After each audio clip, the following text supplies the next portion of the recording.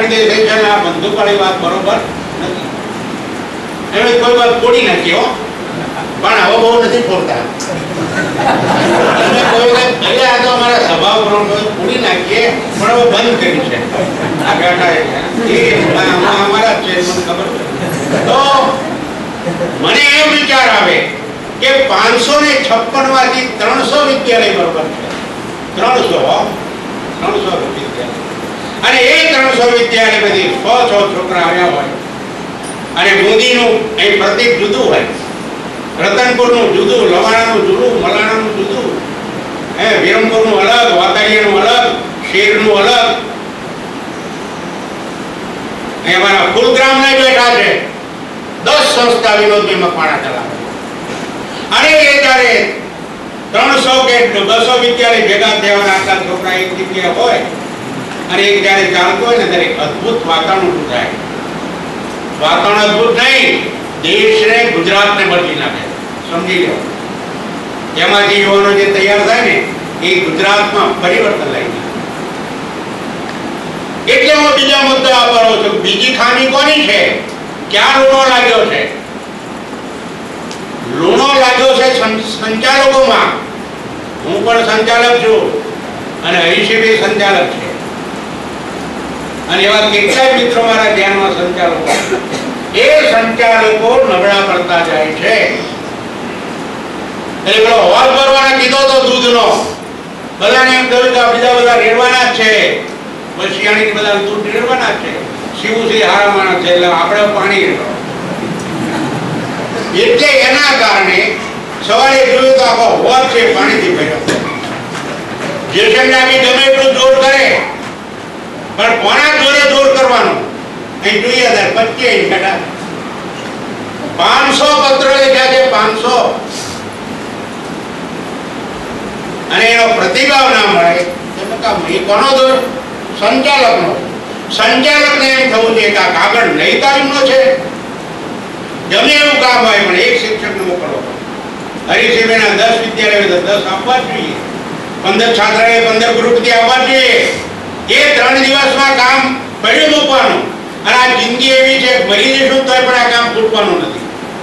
હું મરી જઈશ ત્યારે ગોવિંદભાઈ લખ્યું છે, ગોવિંદ રાવળે, ત્યારે પણ પેલા પહાડો છે એવા જ હશે, પંખી કલરો કરતા હશે, સૂર્ય ઉગ્યો હશે, નદીના પાણી વહેતા હશે. એ બધું એમને એમ જ ચાલ્યા કરવાનું છે. આપણે એમ માની લેવાની જરૂર નથી. એટલે સંચાલકોને ખામી છે, અને એ ખામીમાં અર્થ છે સંચાલવા માફ કરાઈ બેઠા, પણ મારે ચોખ્ખું કહેવા જોઈએ, સંચાલકોના અહમ પણ અથડાય છે. નહીં બુંદીમાં હું આદેશ કરું ને મારા આચાર્ય એમ કે હું શિક્ષકને મોકલું, ખોટી વાત છે.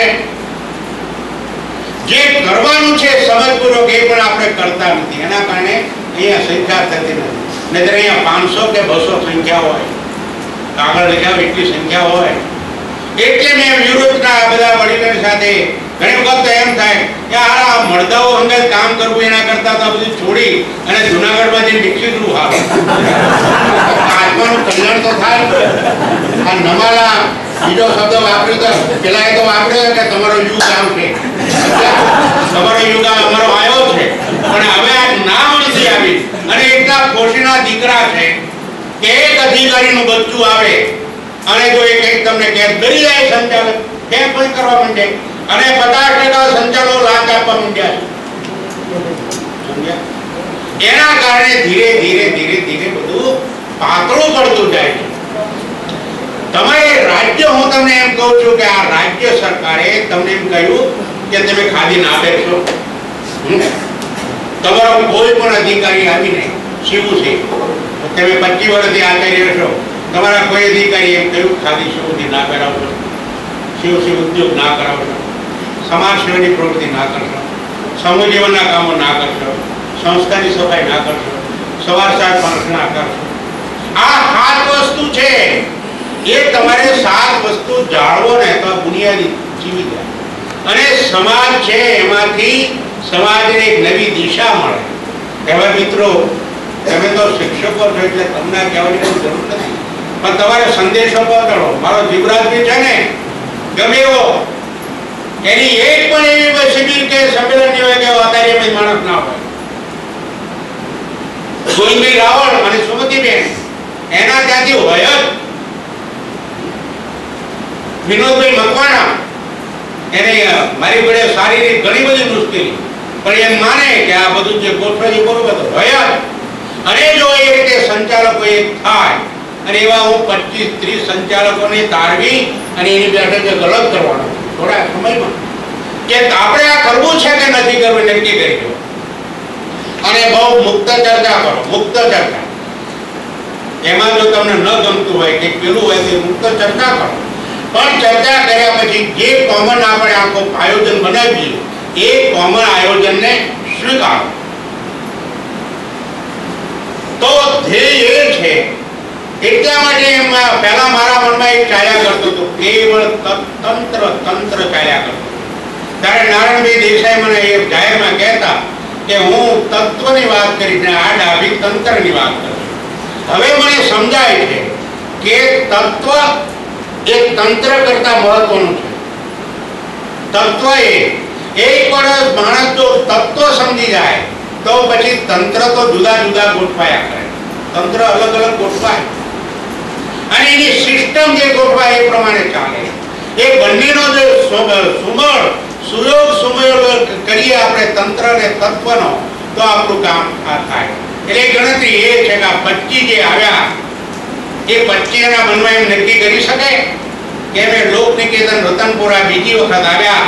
કેટલાક મિત્રો બીજી વખત આવ્યા છે, કેટલાક મિત્રો સાદરામાં પણ આવ્યા છે, કેટલાક મિત્રો પહેલામાં પહેલો એક શિબિર એ લોક નિકેતનમાં થયો હતો.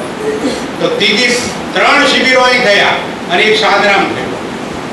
4 વખત જે આવ્યા એ મિત્રોને એમ થાય કે આ તાલીમ મેં લીધી છે, એ તાલીમ મારો કોઈ ફરજનો ભાગ નથી, પણ મારી નૈતિક ફરજ છે કે હું મારા છોકરાને અહીંયા હું જે શીખ્યો તે શીખવાડું. મારા જે છાત્રાલય ચાલે છે બે, એક કુમાર છાત્રાલય અને કન્યા છાત્રાલય. તો એ છોકરીઓને સવારે અને સાંજે ટાઈમ મળે છે, એ સમયમાં હું આ તાલીમ એને આપું. તો એમાંથી એક સેવાદળના નવા કેન્દ્રો શરૂ થાય અને હિંમત રાખવી જોઈએ. ગામમાં જવું જોઈએ, ગામમાં 25 યુવાનને તૈયાર કરવા જોઈએ. 25 યુવાનને ભેગા કરો, 10 ને કરો અને પછી એમાંથી ધીરે ધીરે વાતાવરણ ઉતરશે, કેન્દ્ર ચાલે.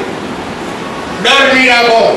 ગૌતમ બુદ્ધ એના શિક્ષણે કહ્યું કે હજુ તો અમને ગાળો દીધી છે, અમારી પર ઠેકાણા નથી ફેંક્યા, ત્યાંથી હાર્યા, પથ્થર ફેંક્યા નથી, એમ કરતા એ કહે છે કે મારી નથી નાખ્યા તો લઈ ગયા. એમ તમે શિક્ષકો જે છો એમાં તમારામાં પણ કંઈ પડ્યું છે કે નહીં કે કેવળ બધું સંચાલકોને પૂછી કરવાનું. સંચાલક તમને રોકતા હોય તો બરોબર, સંચાલક તમને સારી પ્રવૃત્તિમાં કોઈ દી રોકશે નહીં, બલકે તમને મદદ કરશે. તો પહેલા તો તમારા વિદ્યાલયને સક્ષમ બનાવો. વિદ્યાલય સક્ષમ બને પછી છાત્રાલયને બનાવો.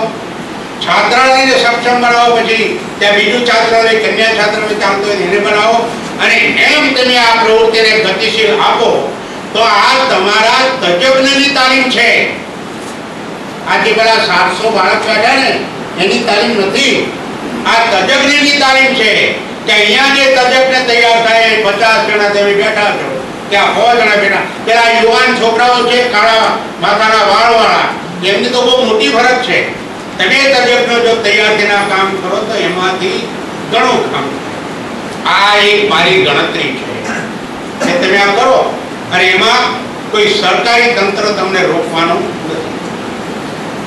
તમને જે પગારો મળે છે, જે સુવિધા મળે છે એટલી બધી ઉત્તમ છે કે ના પૂછો વાત.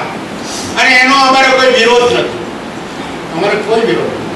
હું જ્યારે જોડાયો ત્યારે 49 રૂપિયા 50 પૈસા મળતા, એમાં 10 પૈસા રેવન્યુ સ્ટેમ્પના જતા. નવરભાઈ આટલું આપતા ભવન, અને એ પ્રાથમિક શાળાનો શિક્ષક હતો.